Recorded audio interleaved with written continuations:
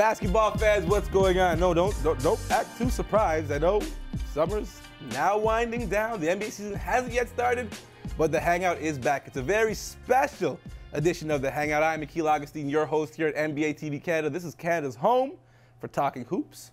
Dwayne Watson joins us, of course, as always, my producer and co-host. But the real special reason, not to say you're not special, Dwayne, I apologize. It's okay. Okay, but we got Morris Peterson, of course, a member of the greatest Raptors team in Raptors history. Thank you so much for coming out and sharing some time with us, Mo. Thank you for having me, man. All right, so first things first. I'll give him some depth. Yeah, I don't appreciate that. Not necessary. I think I'm on his side today. Not necessary. Hey, Mo, listen. All right. First off, we want to find out, why are you in town? Well, I'm in town for the NBA Nation tour presented by Samsung down here. When they asked me to come to Toronto, I was like, oh, what? Yeah, give me a reason to come here. You know, they've been doing a tour all summer. They did one in Halifax with JYD, did one in Vancouver, and a few other cities throughout the summer. And I'm just down here to show my support, give these kids, you know, a chance to see some NBA players and just have fun for the week. That's what I try to do wherever I go. So I'm glad that you follow the spirit of having fun. First off, what do you do for fun now? I know you're no longer putting in 82 games in the regular season. So what on the day-to-day is Morris Peterson doing? Oh, man, I'm waking up late getting fat and old, man. No, I started a clothing line about a year ago called World Artist Refuge. I started a transportation company about 4 years ago. Just been doing that, you know, spending time with my family. I have 2 sets of twins now. Oh, congratulations. Yeah, thank you. So I really haven't been getting any sleep. So you have 2 separate sets of twins. That's separate. 4 children in total. 4 kids. Wow, Yes. okay. You got your work cut out for you. Yes, I do. So do you get a lot of runs in? Do you still get to hoop a lot? I do. You know, being from Flint, you know, I always go back home and spend some time with some of my former teammates, players, and we always have run. Because the thing about me was when I was coming up, you know, we had guys like Glenn Rice, Jeff Greer, Andre Rison, all these different stars who came out of Flint that we looked up to. They will always come back. So that's gotta pay it forward. That helped me develop to where I am, and if I can give a kid behind me, you know, the tools that I had to be successful, you know, that's what we do. So yeah, we always plan. I go up to the high schools.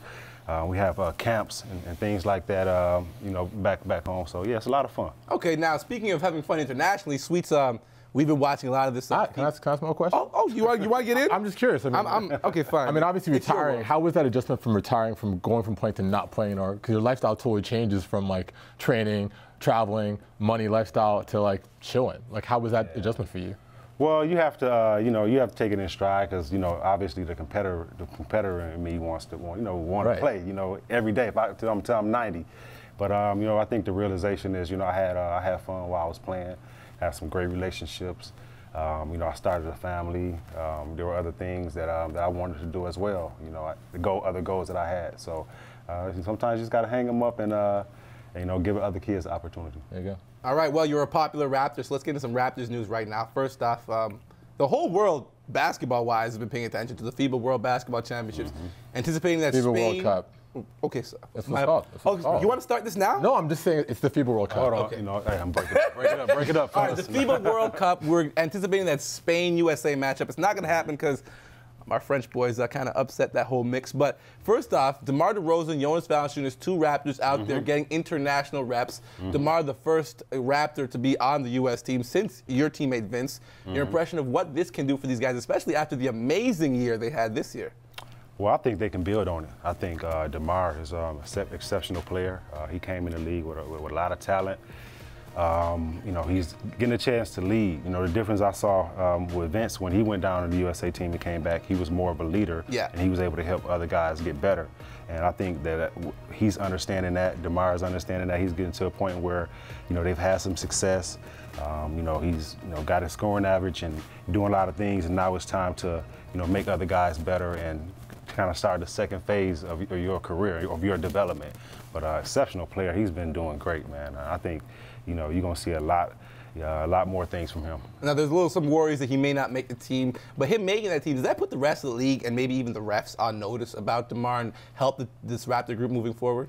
Well, I think it'll help him, you know, get calls and stuff coming back and playing. But like I said, obviously, you know, the leadership role, and when you move into that role, you go into the lane, and as athletic as he is, you know, going to the lane and getting fouled, he may be prone to get more fouls, you know, and help the team out in different ways. And I think that's what he's starting to figure out. Now, I know you were the one who pointed out to me the little beef. I missed it. I went to the kitchen for a second. JV and DeMarcus Cousins. You know, JV. Yeah, took a little duck there, but I mean, other than that, he's battling inside. Your impressions of what you've seen from JV? I mean, JV, I like JV because he's not a typical Euro in terms of like he's tough. He doesn't back down from anyone, although he thought he was going to get shot in the head, so he had to make a move. But I mean, he's tough. He gets in there and mixes it up. He's not scared of anyone. I think, you know, this kind of experience is great for him. He's done a lot of international play, but going up against the big guys in the U.S., like that's going to only help his game, man.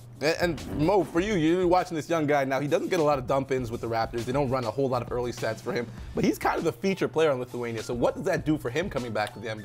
Well, JV, you know, I got a chance to spend some time with him coming down in the season. You know, you see him, he's kind of like soft-spoken.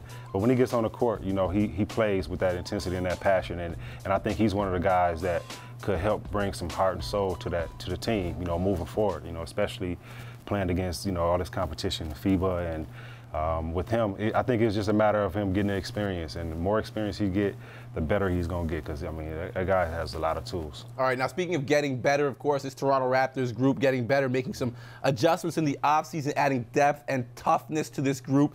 So we want to pull up some of the names that are at the bottom end of the roster for the Toronto Raptors, because we know going into training camp this season, they've got more bodies than they need, so they're going to have to cut some bodies. So we want to find out from you, you know, you're an experienced NBA player. You've had to make teams. You've gone into camps.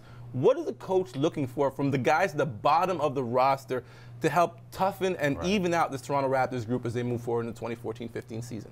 Well, he's looking for guys who can help fill in, who can help complement the team, you know, coming to practice early.